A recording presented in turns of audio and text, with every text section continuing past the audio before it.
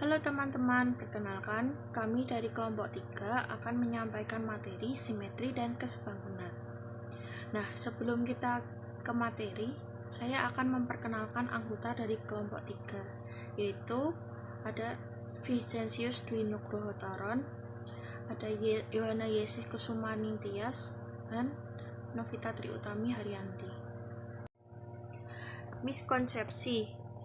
Pada materi simetri dan kesebangunan ini sering terjadi miskonsepsi, yaitu anak kurang memahami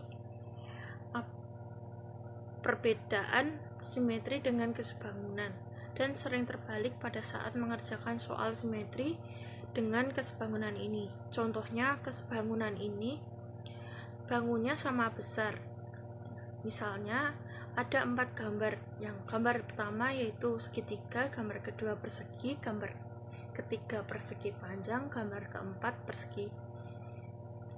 Di situ ada 2 bangun yang sama besar, sehingga kesebangunan itu yaitu jawabannya pada bangun persegi karena bangunnya sama besar. Untuk simetri ukurannya yang sama, yaitu misalnya pada segitiga, sisi kiri segitiga ukurannya 2 cm, sisi kanan 2 cm. Kita ambil bagian tengah-tengahnya sehingga bisa dibagi menjadi 2. Pada materi simetri seperti itu. Jika miskonsepsi ini terjadinya dari kelas bawah, maka di kelas 6 ini materi harus dijelaskan lagi agar anak bisa memahami materi simetri dengan kesebangunan dengan lebih baik lagi. Pertama yaitu simetri. Simetri adalah sebuah benda atau gambar yang memiliki sisi yang bisa menyatu dengan cocok jika dibelah 2, tidak lebih dan tidak kurang. Sisi objek bisa dari sebelah kiri dan kanan, ataupun antara atas dan bawah, serta dari sisi diagonal atau miring. Seperti contohnya pada buku. Apabila kita tarik garis vertikal, maka akan terbentuk 2 bagian sama besar. Garis vertikal tersebut dinamakan sumbu simetri. Sumbu simetri adalah garis yang membagi suatu bangun menjadi 2 bagian sama besar. Simetri memiliki 2 jenis, yaitu simetri lipat dan simetri putar. Yang pertama yaitu simetri lipat. Simetri lipat adalah jumlah lipatan yang dapat dibentuk oleh suatu bidang datar menjadi 2 bagian yang sama besar. Untuk mencari simetri lipat dari suatu bangun datar, maka dapat dilakukan percobaan dengan membuat potongan kertas yang ukurannya mirip dengan yang akan diuji coba. Lipat-lipat kertas tersebut menjadi 2 bagian sama besar. Jika suatu bangun dilipat menjadi 2, sehingga lipatan yang satu dapat menutup bagian yang lain dengan tepat, maka dikatakan bangun tersebut memiliki simetri lipat. Garis yang mampu membagi bangun datar menjadi 2 buah dan kongruen disebut sumbu simetri. Berikut adalah beberapa contoh dari simetri lipat. Yang pertama yaitu segitiga sama sisi. Segitiga sama sisi ini memiliki 3 simetri lipat. Selanjutnya yaitu ada segitiga sama kaki. Segitiga sama kaki ini memiliki 1 simetri lipat. Selanjutnya ada segitiga siku-siku yang memiliki 1 simetri lipat. Lalu ada persegi yang memiliki 4 simetri lipat. Lalu ada persegi panjang yang memiliki 2 simetri lipat. Lalu ada lingkaran yang memiliki simetri lipat tak terhingga. Lalu ada belah ketupat yang memiliki 2 simetri lipat. Lalu ada layang-layang yang memiliki 1 simetri lipat. Lalu ada trapesium sama kaki yang memiliki 1 simetri lipat. Untuk segi n beraturan akan memiliki simetri lipat sejumlah n. Contohnya adalah segi 6. Maka segi 6 ini memiliki 6 simetri lipat. Yaitu simetri putar. Simetri putar adalah jumlah putaran yang dapat dilakukan terhadap suatu bangun datar di mana hasil putarannya akan membentuk pola yang sama sebelum diputar, namun bukan kembali ke posisi awal.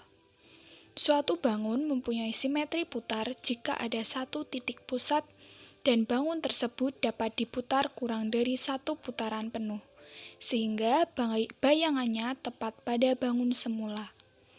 Percobaan dapat dilakukan mirip dengan percobaan pada simetri lipat, namun caranya adalah dengan memutar kertas yang telah dibentuk. Jika suatu bangun datar diputar melalui pusatnya dan dapat tepat menepati tempat semula, maka dikatakan bangun tersebut memiliki simetri putar. Banyaknya bangun tersebut menempati tempat semula dalam sekali putaran menunjukkan jumlah simetri putar. Arah perputaran simetri putar ini mengikuti arah jarum jam. Berikut adalah beberapa contoh simetri putar pada bangun datar. Yang pertama yaitu persegi. Persegi ini memiliki 4 simetri putar. Lalu ada persegi panjang, memiliki 2 simetri putar. Lalu ada segitiga sama sisi yang memiliki 3 simetri putar. Lalu ada lingkaran yang memiliki simetri putar tak terhingga. Lalu ada jajar genjang yang memiliki 2 simetri putar. Lalu ada belah ketupat yang memiliki 2 simetri putar. Berikut adalah cara kita untuk mencari simetri lipat pada bangun datar. Di sini saya ada bangun datar segitiga sama sisi. Untuk mencarinya yaitu kita melipat segitiga ini menjadi 2. Maka akan kita mendapatkan simetri lipat yang pertama. Setelah itu kita lipat menjadi seperti ini lagi di bagian yang berbeda. Maka kita akan mendapatkan simetri lipat yang kedua. Lalu kita lipat lagi bagian seperti ini.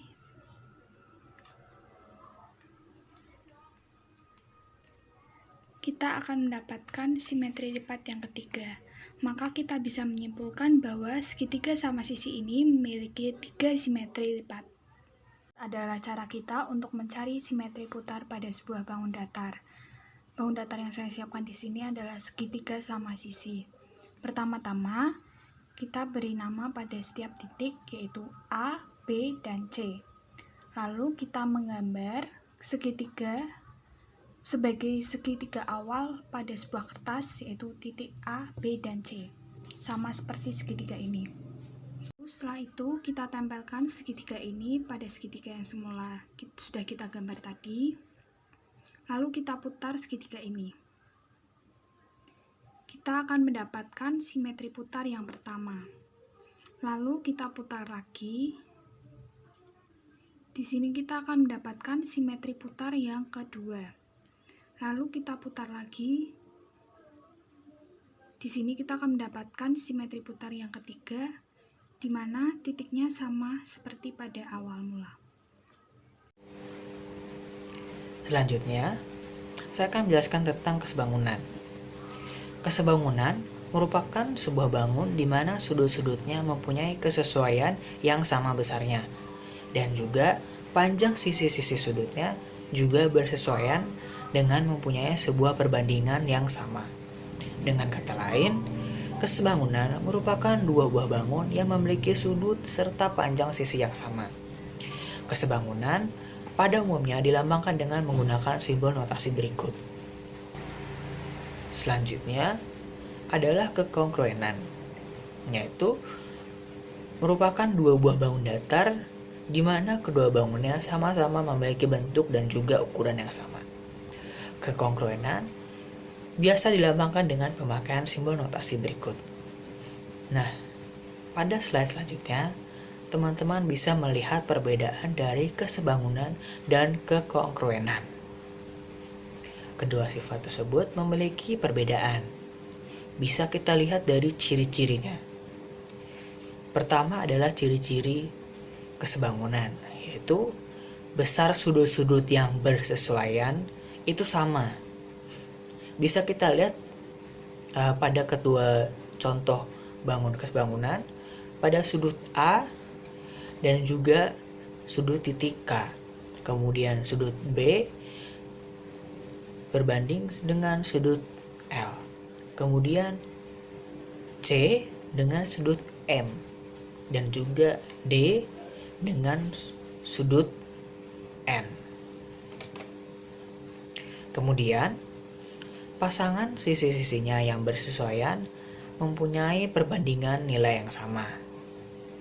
Nah, bisa kita lihat pada gambar contoh kesebangunan pada sisi A, D, dan KN, pada sisi A, B, dan KL, pada sisi B, C, dan LM, pada sisi C, D, dan juga MN.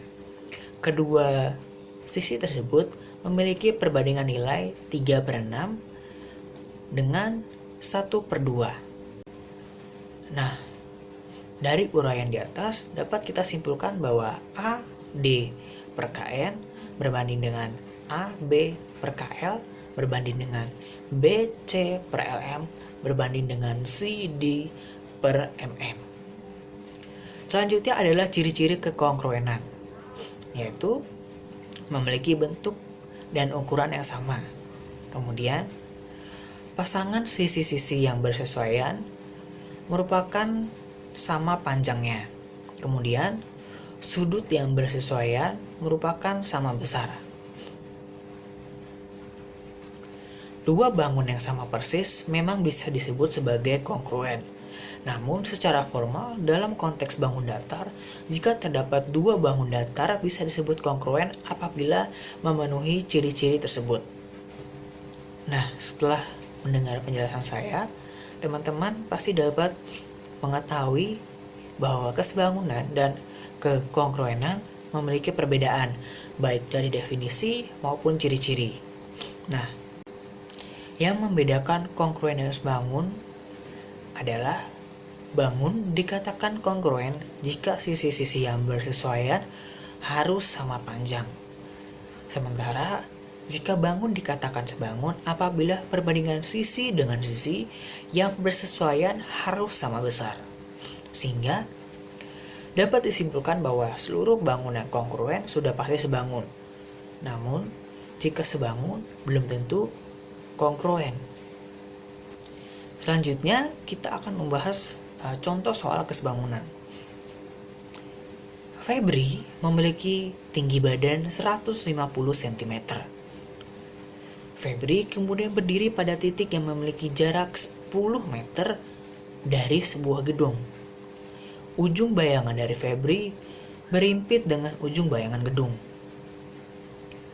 Jika panjang bayangan Febri adalah 4 meter, maka berapa tinggi gedung tersebut?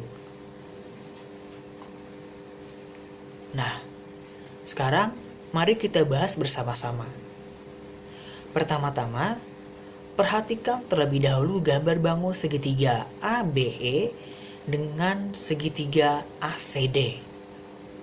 Nah, dari gambar yang ada, bisa kita lihat bahwa gambar tersebut terdapat prinsip kesebangunan.